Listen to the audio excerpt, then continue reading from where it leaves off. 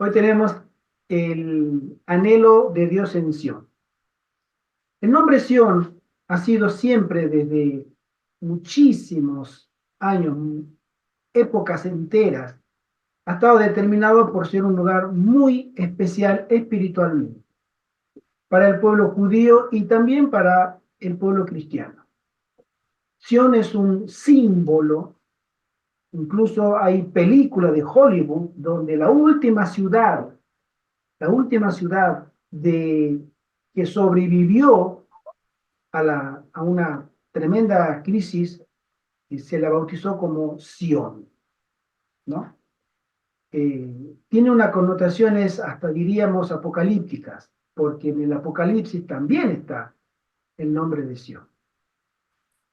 Y en sus orígenes Sion era un lugar físico, pero en ese lugar físico se reunía, o Dios había pedido que se reuniera su pueblo.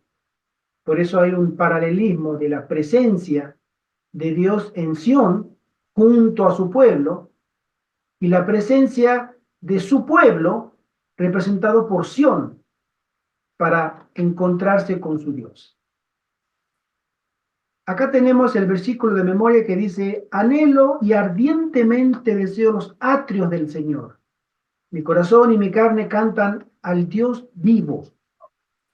Es un hermoso salmo, el Salmo 84. Si ustedes me permiten, quisiera leerlo completo, porque es una alabanza letra por letra a nuestro Dios.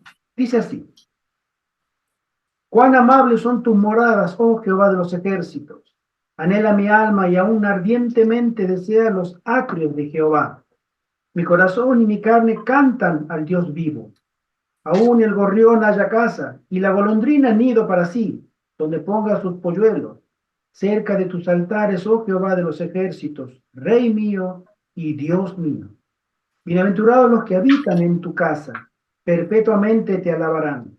Bienaventurado el hombre que tiene en ti sus fuerzas, en cuyo corazón están tus caminos. Atravesando el valle de lágrimas, lo cambian en fuente, cuando la lluvia llena los estanques. Irán de poder en poder, verán a Dios en Sión. Jehová de los ejércitos, oye mi oración. Escucha, oh Dios de Jacob. Mira, oh Dios, escudo nuestro, y pon los ojos en el rostro de tu ungido. Porque mejor es un día en tus atrios que 1000 fuera de ellos. Escogería antes estar a la puerta de la casa de mi Dios que habitar en las moradas de maldad. Porque sol y escudo es Jehová Dios, gracia y gloria dará Jehová. No quitará el bien a los que andan en integridad. Jehová de los ejércitos, dichoso el hombre que en ti confía. Amén. Amén. ¿Qué hace que Sión sea fuente de esperanza y alegría? La lección nos dice que Sión representaba la viva presencia de Dios entre su pueblo.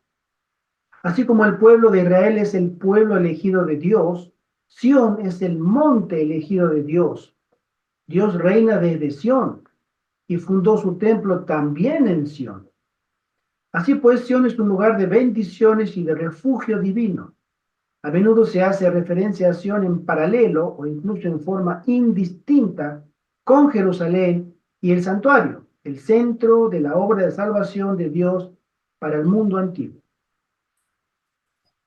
Si hay algo que a nosotros nos encantaría como pueblo suyo, es sentir la presencia de Dios en nuestro corazón. La presencia de Dios en nuestros corazones es la mayor bendición que podemos estar, porque significaría que Dios nos aprueba y nos bendice. En la antigüedad, el pueblo de Israel se movía como nación, es decir, lo que uno hacía repercutía en toda la nación. ¿Recuerdan el pecado de Acán? ¿No? Hay varias, o la rebelión de Coré, Datán y Abiram. Lo que hacía alguien repercutía en toda la nación, en toda la congregación. Porque Dios miraba a Israel como nación, como un pueblo. Él decía: o los quiero a todos consagrados, o no pueden tener todos mi bendición. Hoy tenemos otro tipo de relación, hoy es personal. Pero en su momento, cuando el pueblo de Israel clamaba la presencia de Dios, ¿sí? Ahí es donde nosotros entendemos que Dios aceptaba la adoración verdadera de toda la nación y le daba reglas, estatutos, mandamientos para que la nación entera se consagrara. Recuerden ustedes el día mayor de importancia litúrgica en todo Israel era el día del perdón o el día del Yom Kippur, donde toda la nación era llamada a un profundo arrepentimiento y ayuno, ¿sí? Incluso su casa tenían que limpiarla y quitar todo vestigio que representaba el pecado. Tenían pan leudado del día jueves, del día viernes, tenían que tirarlo.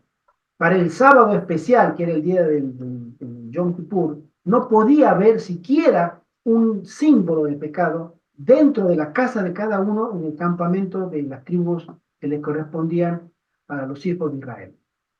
Porque Dios llegaría a ellos, ¿sí? En su presencia, por medio de la Shekinah que bajaba al santuario y se posaba sobre el propiciatorio. Esa era la relación que tenía Dios con su pueblo, con el pueblo que consideraba a Dios como si fuera el único Dios verdadero. No ha cambiado mucho con respecto de Dios hacia nosotros. Nosotros sí hemos cambiado, lamentablemente, pero Dios siempre ha mantenido ese tipo de relación muy especial y estrecha con su pueblo. El domingo dice el salmista, cuando leemos Salmo 84 del 1 al 4, que ya lo leímos, lo podemos mirar los dos últimos versículos, 3 y 4, dice, aún el gorrión haya casa y la golondrina nido para sí, donde ponga sus polluelos. Cerca de tus altares, oh Jehová de los ejércitos, Rey mío y Dios mío, bienaventurados los que habitan en tu casa, perpetuamente te alabarán. El salmista anhela y ardientemente desea hacer del santuario su morada permanente para poder estar cerca de Dios para siempre. La presencia viva de Dios hace del santuario un lugar único. En el santuario, los adoradores pueden contemplar la hermosura del Señor. Esto me hace acordar a una promesa que nosotros, todos, en esta generación, calificamos como única generación de toda la historia de la humanidad de poder tener un privilegio que nos narra Apocalipsis capítulo 7 y capítulo 14 sobre los 144.000. Ellos van a estar en presencia de Dios y van a tener acceso al santuario o al templo en el cielo, que es la morada física del Altísimo, del Padre. En esa morada no puede entrar nadie de los seres humanos que no sea de los 144.000. Porque estar en la presencia y mirar la hermosura de Dios, nuestra mente pecadora, limitada, humana, no puede comprender. La hermana Juárez, cuando era llevada en visión, ella narra que lo que más feliz le hacía a ella, más que mirar planetas nuevos, el árbol de la vida, el río de agua viva, el fruto de la vida, que quería comerlo y el ángel le dijo, todavía no, de visitar mundos, cuando el ángel la llevó y lo encontró a Enoch visitando un lugar y le preguntó, ¿tú vives acá? No, estoy paseando, yo vivo en la ciudad. Bueno, lo que ella más anhelaba era estar cerca de Jesús. La presencia de Jesús era el cielo para ella y para todos. Y los 144.000 van a sentir por la eternidad y poseer el único privilegio que se les da a los seres humanos de poder entrar al templo y estar en la presencia del Altísimo, en su casa o en su morada, el Padre. No hay otro ser humano redimido que tenga ese privilegio. Por eso nosotros tenemos ese privilegio. A Dios gracias. Vivimos en la última generación. No hay más generación. Sabemos que no hay más. Ojalá que no haya más.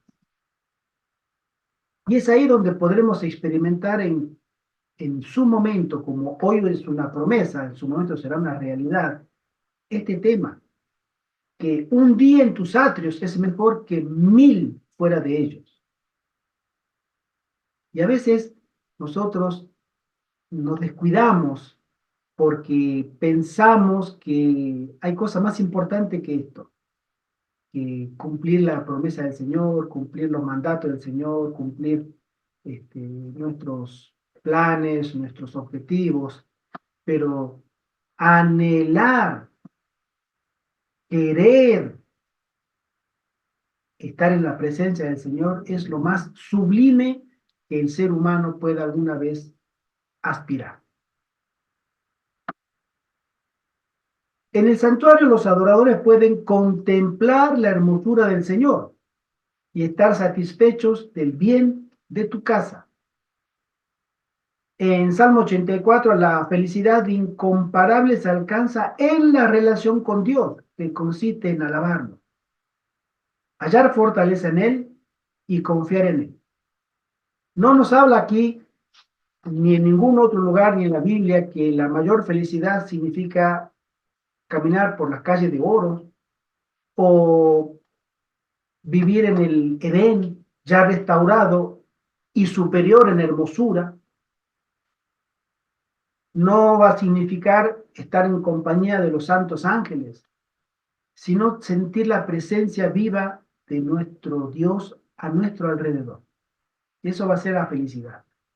Ese concepto lo tenía el pueblo judío cuando se reunía en Sión, cuando Dios se presentaba delante de su pueblo en su monte.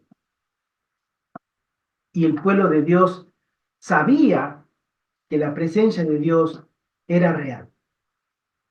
Esa es una forma de graficar de que nosotros hoy también podemos llegar a tener y reclamar la presencia de Dios, no como nación, sino como individuos, y no en un lugar, mirar a Jerusalén, o como los musulmanes, mirar a la Meca, no, sino en forma personal en nuestro corazón.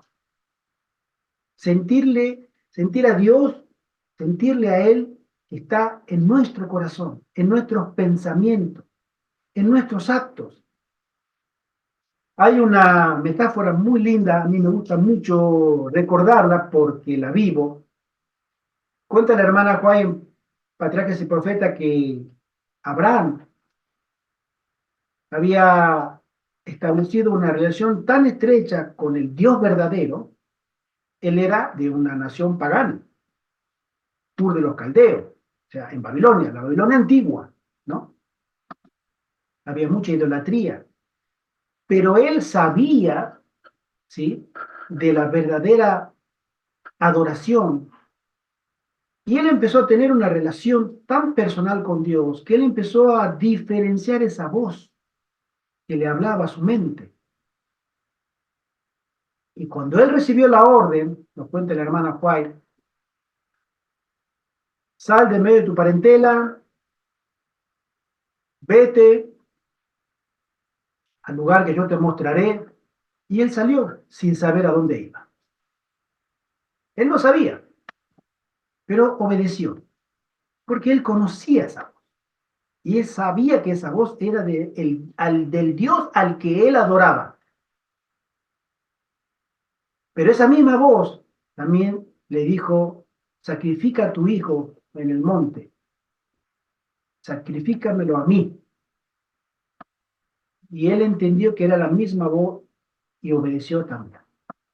A último momento conocemos la historia, un ángel le detuvo la mano y le trajo un sacrificio de un carnero para que pudiera ofrendar a Jehová. Su fe había sido probada. Nosotros tenemos hoy el privilegio de sentir esa presencia de Dios en nuestra vida si tenemos ese deseo de que el Señor nos guíe y el que el Señor nos hable a nuestra mente. Cuando Él nos llama, cuando Él nos amonesta y cuando Él también nos ilumina en el conocimiento para saber qué hacer en determinada situación. Esa es una experiencia que el cristiano la tiene. Y no necesitamos mirar a Jerusalén. Yo recuerdo en Argentina estuve contactado con varios judíos, familias judías, que era obligatorio de tanto en tanto viajar a Jerusalén y poner las manos en el muro de los lamentos y hacer las peticiones. Era obligatorio.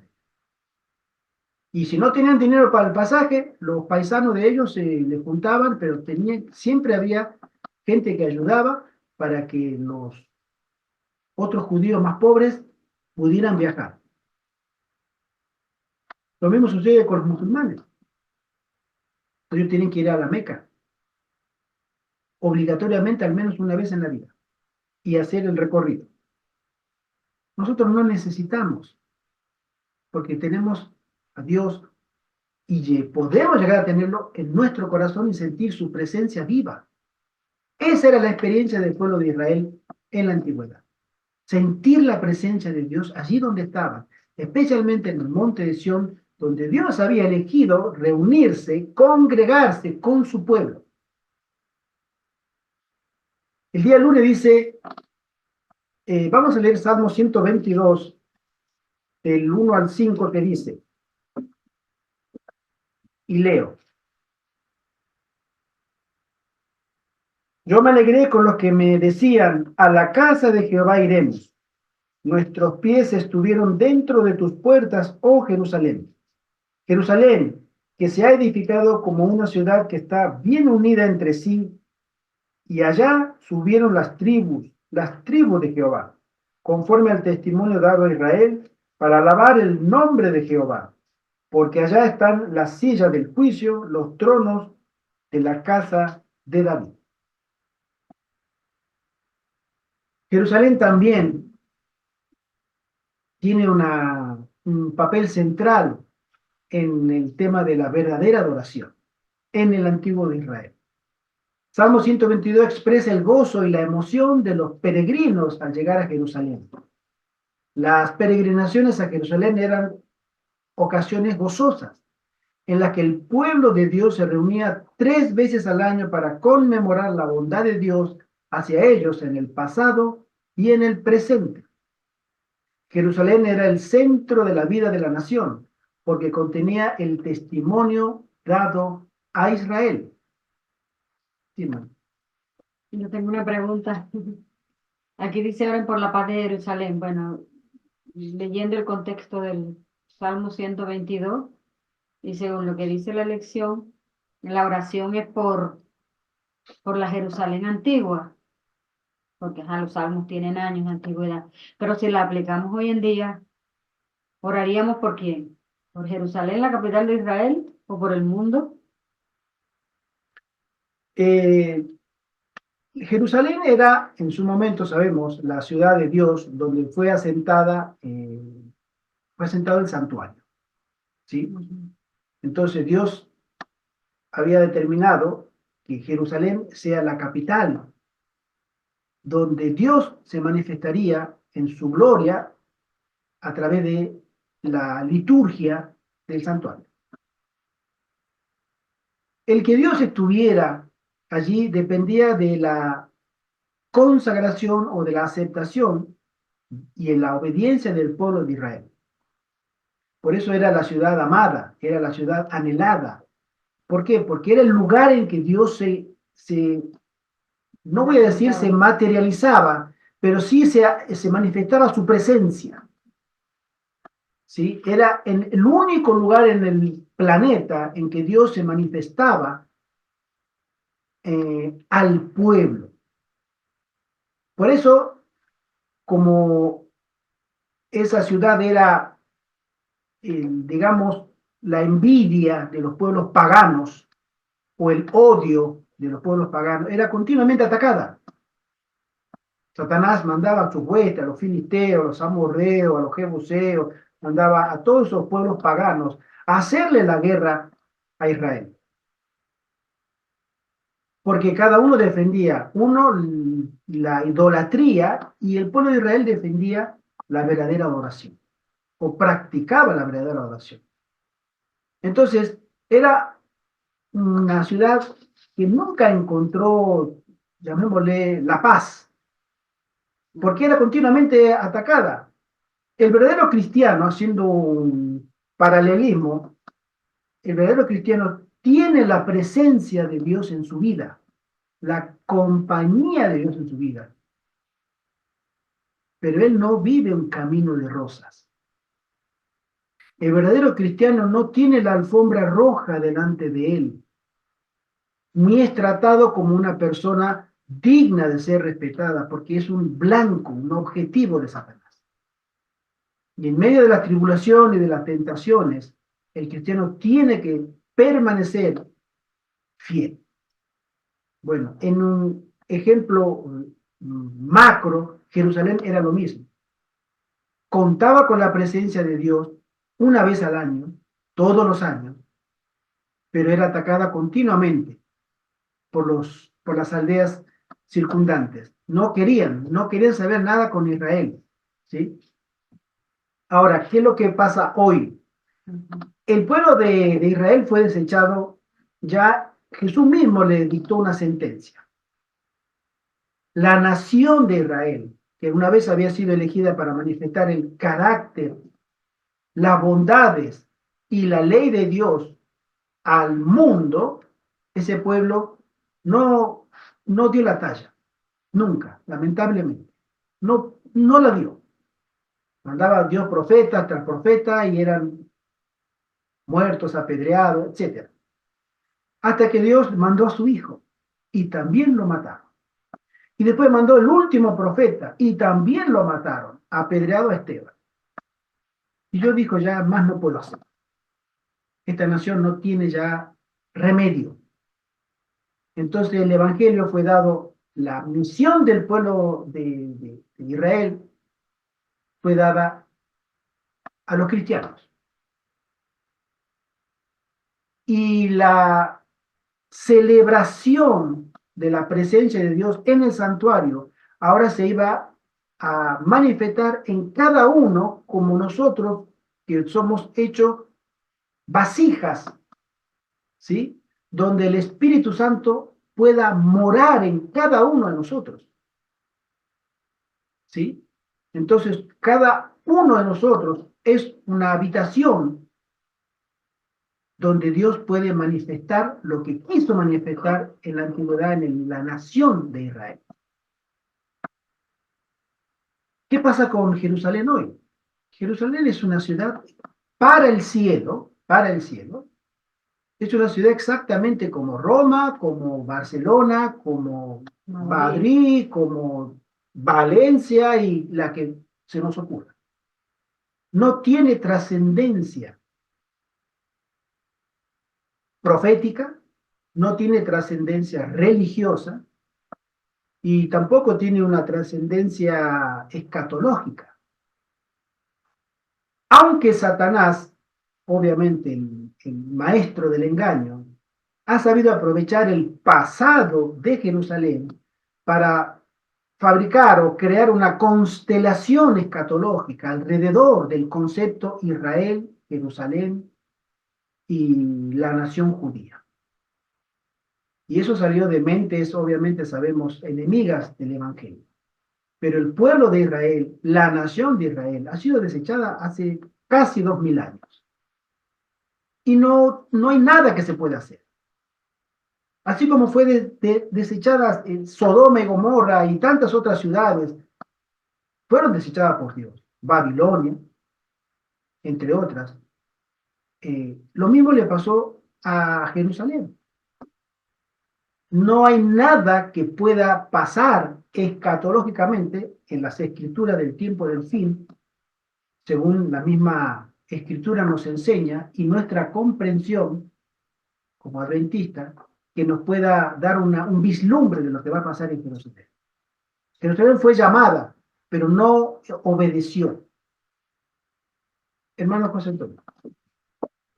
Podemos aplicar que Jerusalén es el pueblo de Dios actual, que espera la venida del reino de paz en el tiempo del fin en que estamos, que abarca al mundo entero, y que es la iglesia adventista, que espera la segunda venida de Cristo, profetizada.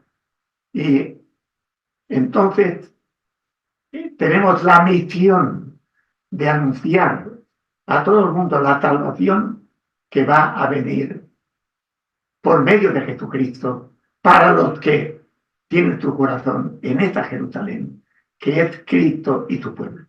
Amén.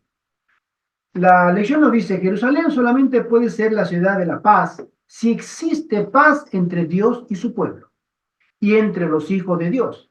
Así, la oración por la paz de Jerusalén transmite un llamado al pueblo de Dios para vivir en paz con Dios y entre ellos mismos. En la paz de Jerusalén, el pueblo prosperará. Ese es el concepto que nosotros entendemos como Jerusalén. Tuvo una historia riquísima, es innegable. Pero hoy el Estado de Israel no está ni siquiera gobernado por verdaderos israelitas, que en su momento fueron aquellos que entendían la Torá o entendían la palabra de Dios, el Antiguo Testamento, que había piadosos. Claro que sí, entre ellos había hombres piadosos. Pero hoy ni esto.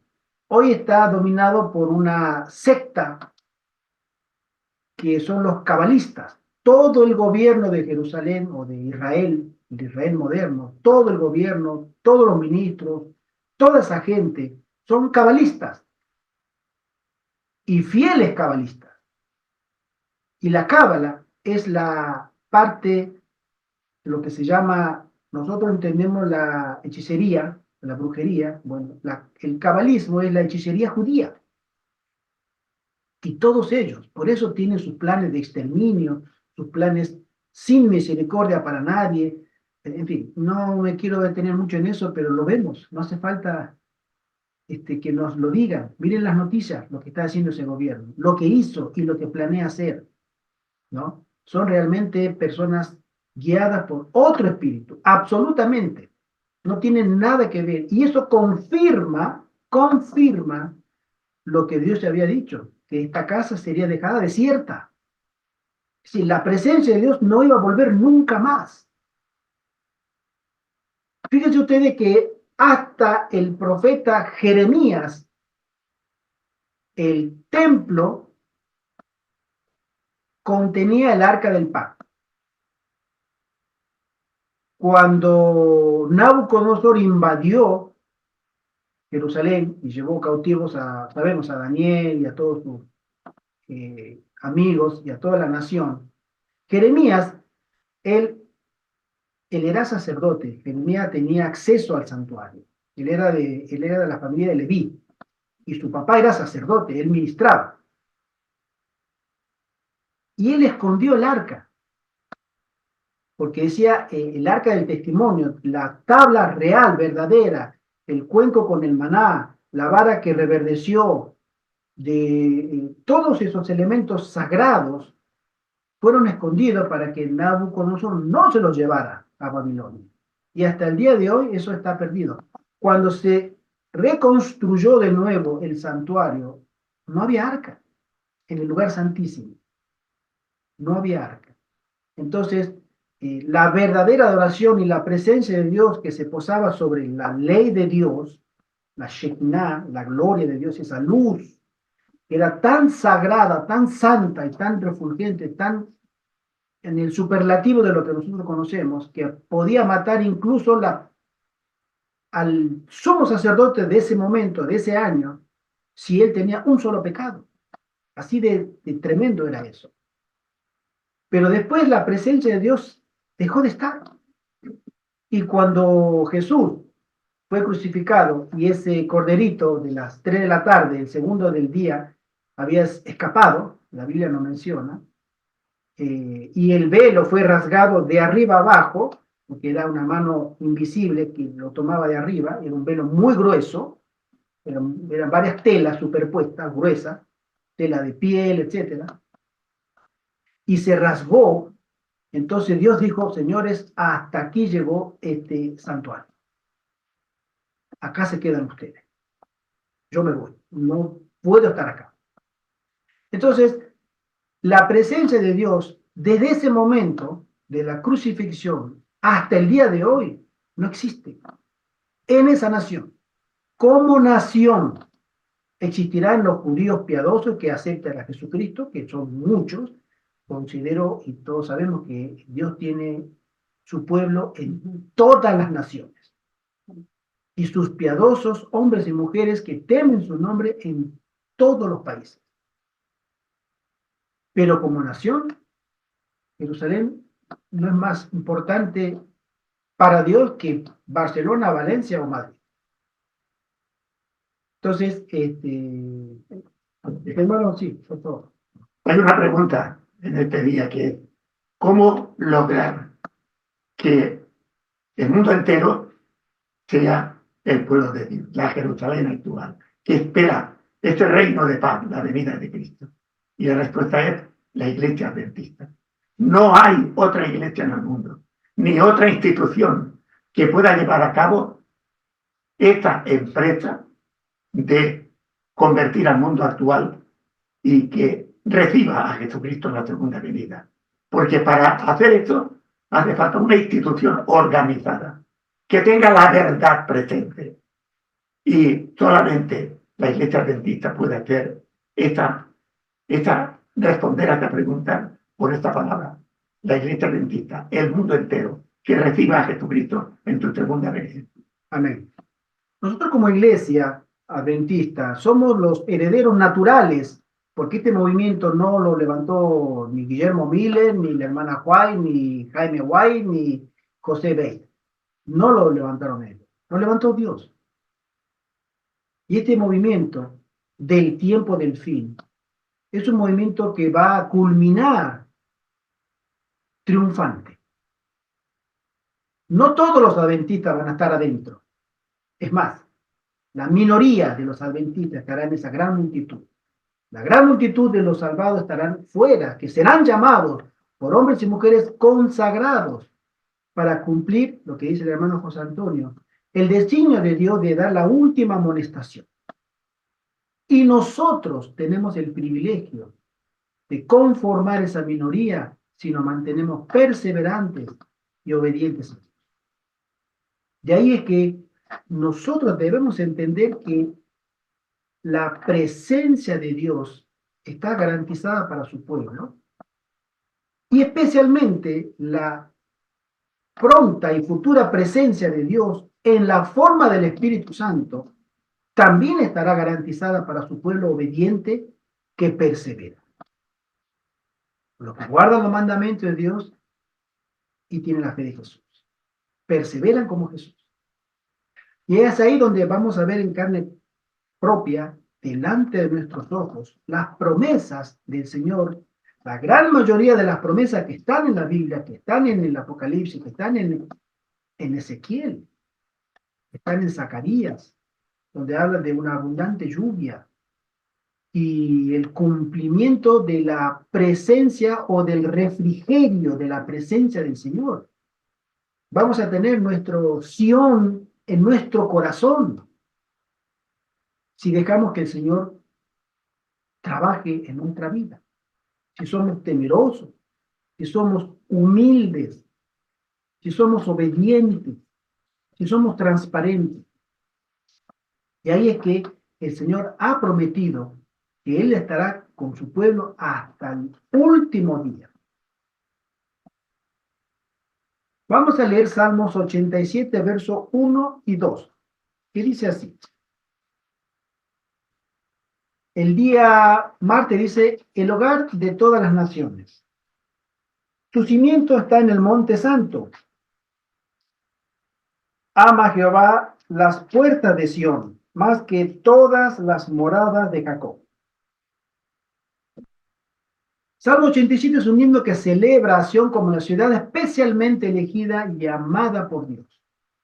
Es una ciudad en donde Dios decidió reunirse con la nación, con su pueblo, ese pueblo que eran los herederos de lo que habían salido de Egipto y que se habían conformado como nación. Él formó esa nación. Él le dijo a Abraham, yo de ti levantaré una gran descendencia y tu descendencia será innumerable y ellos me servirán. Bueno, esa nación debía reunirse en un lugar que Dios había determinado como el monte de Sión para encontrarse otra vez con su Dios. La gloria de Sión atrae a todas las naciones hacia Dios y así las fronteras del reino de Dios se extienden hasta incluir a todo el mundo. Fíjate que Dios no trata a las demás naciones como ciudadanos de segunda, dice la lección. Si bien se describe a Sión como el lugar de nacimiento espiritual de todos los pueblos que aceptan al Señor como su Salvador. Si tú vas a conocer a Cristo y vas a aceptarlo como tu Salvador, tu inicio, tu reencuentro con tu Dios se va a dar en un lugar simbólico que se llama Sión, porque es ahí donde Dios ha decidido reunirse con su pueblo.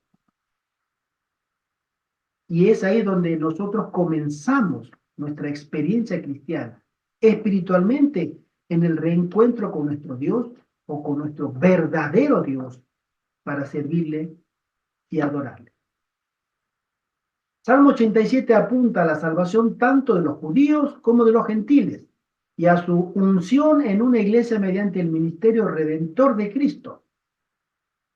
Ahí es donde nosotros tenemos que entender que el simbolismo que utiliza Sión es prácticamente único, porque la Biblia hace de Sión, porque Dios en su soberanía había determinado que Él iba a reunirse en un lugar, no se iba a reunir en diferentes lugares o donde los adoradores querían, o donde los adoradores podían ir. No, voy a estar en Sión, ustedes tienen que venir. La lección nos dice, el Salmo ofrece una vívida descripción del mundo en crisis y lo retrata con imágenes de desastres naturales de una intensidad sin precedentes. La imagen de las aguas turbulentas suele representar a las naciones rebeldes y los diversos problemas que los impíos causan en el mundo. Del mismo modo, en el Salmo 46, nos dice la lección, las imágenes de las calamidades naturales representan el mundo controlado por las naciones que desatan guerras. Evidentemente es un mundo sin el conocimiento de Dios, porque Dios está en medio de su pueblo y donde Dios mora, abunda la paz. Por eso en este momento, mis hermanos, donde escuchamos ruidos, tambores de guerra en Medio Oriente, en el este de Europa y en otras regiones, en el lejano Oriente también, es porque el Espíritu Santo se está retirando.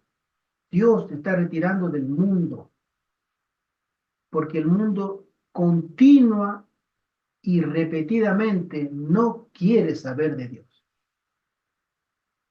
Hay un sistemático rechazo de los líderes a poder lograr la paz.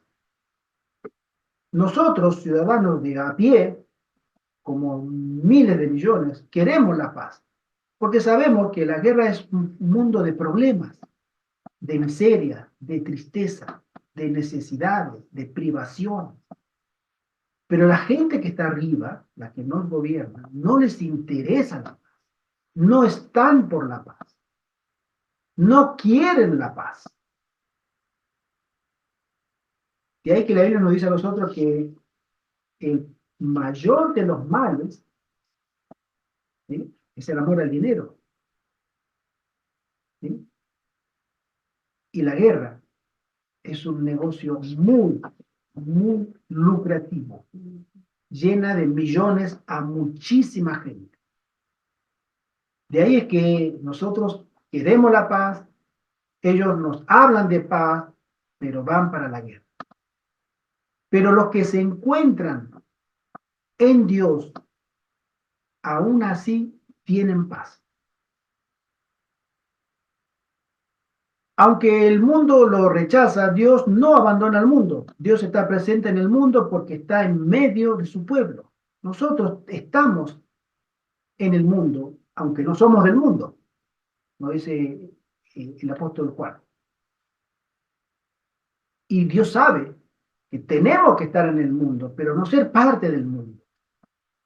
Por eso tenemos que ser parte de una iglesia o de un pueblo de Dios escogido para que el mundo nos conozca a nosotros y conozca al que nos envió a través de una vida santificada. Y esa es la misión que tenía el Israel antiguo, la misión que tenían los cristianos de la primera generación y de ahí en adelante hasta nosotros, la misión de representar el carácter de Dios en nuestras vidas. ¿Podemos hacerlo? Claro que sí. ¿Se puede lograr? Todo el cielo y los recursos del cielo están disponibles para que cada cristiana y cristiano pueda lograr en el nombre de Jesús una vida mejor. Por eso nosotros estamos llamados a ser ejemplo a los demás. En otras palabras, dice, sin importar las malas condiciones, la presencia de Dios está aquí en el mundo y podemos obtener esperanza y aliento del conocimiento de esta verdad fundamental.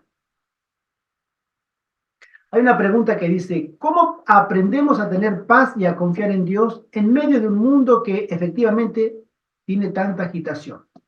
¿Alguien quiere opinar? ¿Cómo aprendemos a tener paz y a confiar en Dios en medio de un mundo que cada vez está peor? ¿Mm? ¿Mm? Bueno, la paz solamente la da Dios y el que va a establecer la paz es Él, hablando con Él o en una conexión diaria con Él, va dándonos esa paz. Amén. Es decir, esta paz viene de la redención de Cristo, que ha costado su muerte en la cruz. Esa sangre de Cristo, que ha de convertir a cada ser humano en un templo de Dios, en un Sion. Y de esta manera, cada ser humano, en el interior, convertido en Jerusalén espiritual, en este Sion que representa la presencia de Dios aquí en la tierra, en cada uno de nosotros, entonces vendrá la unión y la paz entre todos. Amén. Hay una experiencia en la Biblia, en Génesis. ¿Ustedes se acuerdan cuando eh, Isaac tuvo a Jacob? Bueno, la partera, como cuenta la Biblia, eran mellizos, ¿no? Estaba Jacob y Esaú. Y primero sacó la patita en el parto, Jacob, La pierna. de la, tiene razón, la piernita. Y ya estaba por nacer y se metió de nuevo para adentro, ¿no? Y retrocedió. Entonces la partera le dice, tú eres tramposo, ¿no? Porque me hiciste creer que ibas a nacer y después sale Esaú. Y después nace Jacob. Por eso le llamó la partera tramposo, ¿sí? Me hiciste trampa, me hiciste creer, ¿no? Y le quedó ese nombre, el engañador, el tramposo.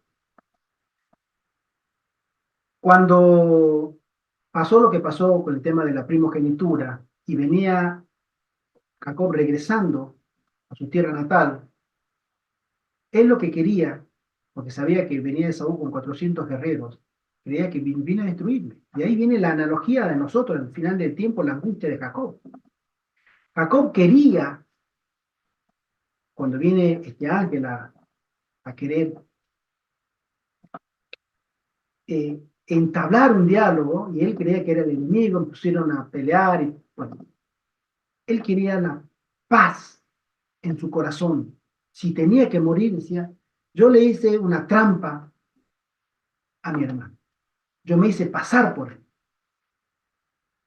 Y lo engañé a él y lo engañé a mi padre. y yo me apropié de una primogenitura que no me correspondía, aunque estaba escrito que él tenía esa primogenitura. Pero la mamá puso obviamente su labor y trastornó los planes, pero trastornó para bien. Sabemos que se cumplió al fin y al cabo lo que Dios había profetizado. Pero él quería la paz. Él decía, si yo tengo que morir, pero bendíceme. Y la hermana Juárez menciona que esa palabra bendíceme es perdóname. Porque Dios no puede bendecirte si tú no estás en paz con Él a través de un perdón.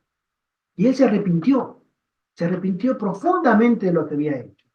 Y si viene mi hermano y me mata a mí, a mi mujer, a mis hijos, a mis siervos, a mis animales, pero quiero morir con la paz que solamente tú, Señor, me das. Bendíceme, por favor, bendíceme. Y luchó hasta la madrugada. Y el ángel de Jehová le dice, bueno, tú ya no serás llamado tramposo, tú serás llamado Israel, vencedor, porque has luchado con Dios y has vencido. Has perseverado, te has mantenido hasta el último instante en tu deseo de ser perdonado. Y yo te perdono. De ese momento, ella decía, si viene mi hermano a matarme, no hay problema. El Señor me perdonó. Nosotros tenemos esa analogía en el tiempo del fin, en el tiempo de angustia de Jacob. Queremos ser perdonados. Anhelaremos, aunque ya estamos perdonados, pero no sabemos. Y el Señor, a los que perseveran hasta el final, serán anotados como puros, limpios y dignos de vestir una vestimenta blanca, resplandeciente, que es, fuiste perdonado completa y absolutamente por los méritos de Cristo. Ahí hay una analogía que podemos decir. De ahí, de ese perdón que recibió Jacob, porque anhelaba después de esa lucha contra aquel que era Jesucristo. Entonces él quedó cojo. Jesucristo le dio un golpe en el talón y quedó. Y Jacob, que fue enviado ya en Israel, entonces, un mucho nombre, Jacob tuvo que soportar hasta su muerte esa cojera en su pierna, en vez de las piernas. Y esto lo podemos aplicar al pueblo de Dios que soportará en el último tiempo la angustia de Jacob, pero perseveraremos como Jacob en su cojera, siendo fiel a Dios hasta el final, en medio de la tormenta de males que nos van a venir hasta la segunda venida de Cristo. Perseveraremos con fe hasta conseguir también la gloria que Cristo vendrá en la segunda venida. Amén. Amén. El día jueves, voy a pasar rápido, dice, inamovible como el monte Sión. Salmo 125, 1 y 2 dice así.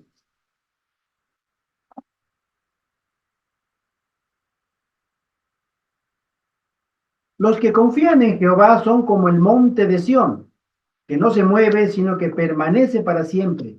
Como Jerusalén, tiene montes alrededor de ella. Así Jehová está alrededor de su pueblo, desde ahora y para siempre. Amén. Qué linda promesa. A los que confían en el Señor se los compara con el monte de Sión, por su fortaleza, por su inamovilidad, por sus cimientos. Tú confías en Dios, en el cielo, que te considera un hombre o una mujer con cimientos firmes como el monte de Sión. Ninguna crisis te moverá, te desplazará de un lugar a otro. Tú no conocerás la apostasía porque estás fundado en Jehová. La magnífica vista de las montañas que rodeaban la ciudad de Jerusalén inspiró al salmista a reconocer la certeza de la protección divina.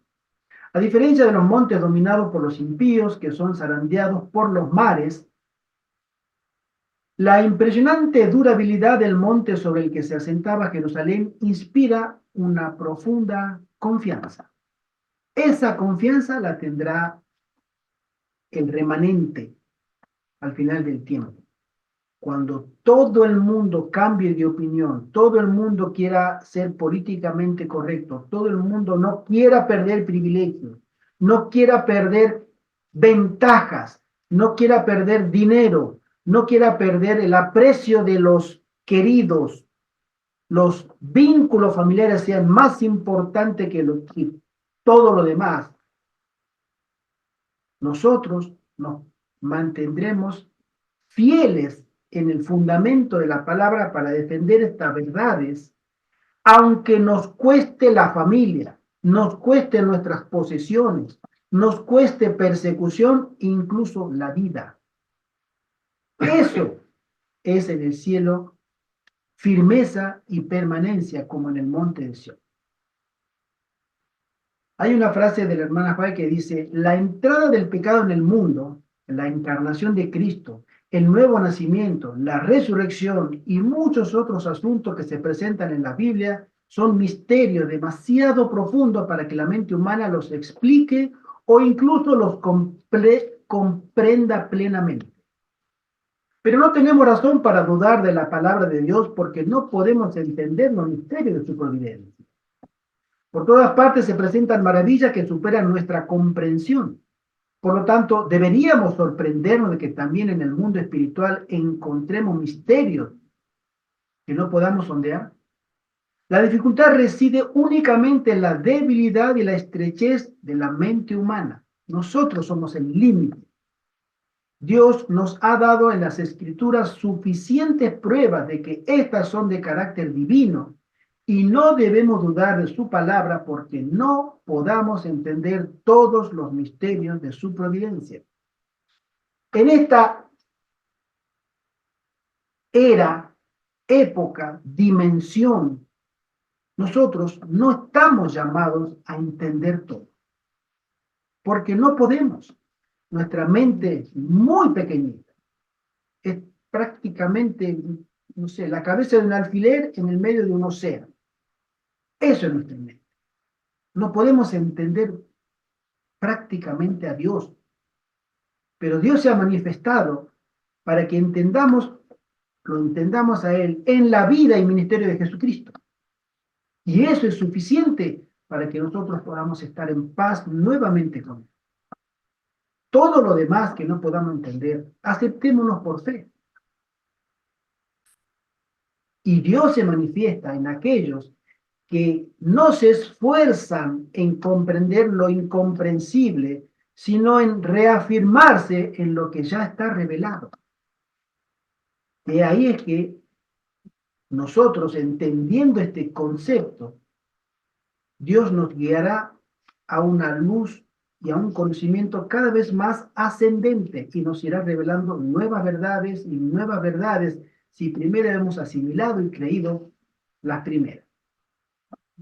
Y para terminar el viernes dice: los cantos de Sión suponen un compromiso absoluto de mantenerse enfocados en Sión y en la esperanza viva en el reinado soberano de Dios que éste representa. Por eso, entonar los cantos de Sión conlleva la apasionada resolución de mantener viva la esperanza en la restauración del reino de Dios en la tierra nueva.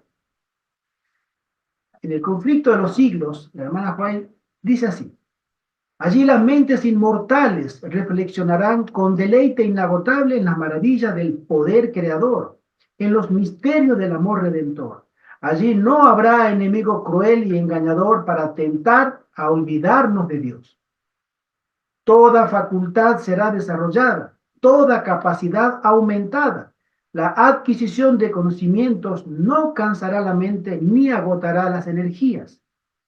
Podrán llevarse a cabo las mayores empresas, satisfacerse las aspiraciones más sublimes. Yo tengo aspiraciones. Les comento, hermanos, que tengo unas aspiraciones que no lo voy a poder llevar ahora a cabo si el Señor ojalá me permitiera, pero no lo creo. Yo quiero aprender a tocar la guitarra y aprender a tocar el piano. y tengo años. Me compré teclado 3 o 4 veces. Por mudanza, tengo una guitarra acá está a 2 metros mío. No, no puedo, me encantaría. Y es para alabar a Dios, solamente, no quiero hacer otra cosa, cantar himnos, hacer acompañamiento. Eso es un anhelo carísimo. Aprender a tocar, rasguear. La vez pasada lo escuchamos al hermano Arturo y yo, dice la palabra que vale la pena decirlo. Sana envidia, ¿eh? Digo, qué lindo, ¿eh? ¿Cómo quisiera yo también hacer lo mismo? ¿Cómo me gustaría también poder tener? Y lo voy a hacer, bueno, en el nombre del Señor. Esas cosas, si no las aprendo acá, las aprenderé en la tierra, ¿no? Pero son asignaturas pendientes personales. Y cada uno tenemos las nuestras. Pero la música siempre ha sido para mí un elemento de adoración verdadera cuando es hecha en el correcto desempeño de lo que el Señor nos manda con la música.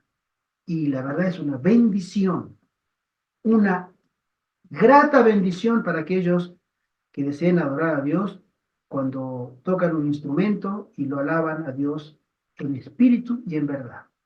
David era un, un experto en tocar instrumentos y su consagración atraía ángeles del cielo, atraía ángeles. Y Saúl lo sabía. En cambio, Saúl y su empeño en ser rebelde atraía ángeles del enemigo a su vida. Y le pedía, por favor, ven, David, tócame algo porque mi mente está nublada, está entorpecida. Y él comenzaba a tocar su música y los ángeles del enemigo se retiraban porque no soportaban esa música, no la podían escuchar. Y les puedo decir que eso es muy cierto, ¿eh? Es muy cierto. Esas son cosas que a nosotros se nos promete. Sigo leyendo. La adquisición de conocimientos no cansará la mente ni agotará las energías. Podrán llevarse a cabo las mayores empresas, satisfacerse las aspiraciones más sublimes, realizarse las ambiciones más encumbradas, y sin embargo surgirán nuevas alturas que superar, nuevas maravillas que admirar, nuevas verdades que comprender, nuevos objetivos que agucen las facultades de la mente, el alma y el cuerpo. Amén. Amén. Que el Señor nos bendiga. Amén. Hermano José Antonio. Una de las conclusiones de este hermoso día sábado de la sabática es la grandeza de Sion, que se puede definir de muchas maneras, pero con esta también se puede decir, que es el mal no acaba en destrucción, sino en renovación. Gloria a Dios. Amén. Amén. Amén. Oremos. Padre nuestro que estás en el cielo, en el nombre de Jesús, gracias por este momento que nos da de poder reflexionar en tus santas verdades y en tu palabra. Amén. Amén. Bendice a todos aquellos, Señor, que temen tu nombre y aman tu pronta venida. Amén. Ayúdanos, Señor. Ayúdanos porque pueblo débil somos. Conságranos para la obra magna por la que tú has levantado esta iglesia, que es anunciar que tu Hijo viene pronto a buscar a los suyos. Amén. Danos fuerza, danos sabiduría, perseverancia y que tu Espíritu Santo nos asista en cada momento. En el nombre de Jesús. Amén. Amén. Amén.